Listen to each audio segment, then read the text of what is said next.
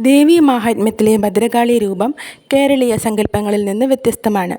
ചണ്ഡമുണ്ഡന്മാരെ വധിക്കുന്ന കാളി ഖഡ്ഗം എന്ന ആയുധം കയ്യിൽ ധരിച്ചവളും മനുഷ്യശിരസ്സുകൾ കൊണ്ടുള്ള മാലയണിഞ്ഞവളും പുലിത്തോൽ വസ്ത്രമാക്കിയവളും ഉണങ്ങി മെലിഞ്ഞ് ഭയജനകരമായ രൂപമുള്ളവളും വളരെ വലിയ മുഖത്തോടു കൂടിയവളും നാക്കിളകുമ്പോൾ ഭയം തോന്നിപ്പിക്കുന്നവളും കുഴിഞ്ഞതും ചുവന്ന നിറമുള്ളതുമായ കണ്ണുകളോടു കൂടിയവളുമാണ്. കാളിയെക്കുറിച്ച് നിരവധി കഥകൾ പുരാണങ്ങളിലുണ്ടെങ്കിലും ദാരുകവധം കഥയാണ് കേരളത്തിലെ ഭദ്രകാളി ആരാധനയ്ക്ക് അടിസ്ഥാനം.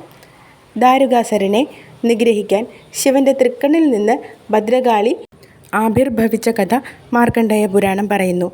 മറ്റു സ്ഥലങ്ങളിൽ ദുർഗയുടെ മഹിഷാസുര നിഗ്രഹം കഥയ്ക്കാണ് പ്രചാരം. കേരളത്തിൽ ദാരികാസുരനെ നിഗ്രഹിച്ച പരമേശ്വര നന്ദിനിയായാണ് ഭദ്രകാളി. അതുകാരണം ഭദ്രകാളിയുടെ ആരാധനാസ്ഥാനങ്ങളിൽ ദാരികാവധം കഥയ്ക്ക് ഏതെങ്കിലും വിധത്തിൽ ബന്ധവുമുണ്ട്. പല ക്ഷേത്രങ്ങളിലും കോമരം തുള്ളലും ദുർബലമായി കാളിയുടെയും ദാരികൻ്റെയും വേഷം ധരിച്ച് യുദ്ധം അഭിനയിക്കലും ഉണ്ട്.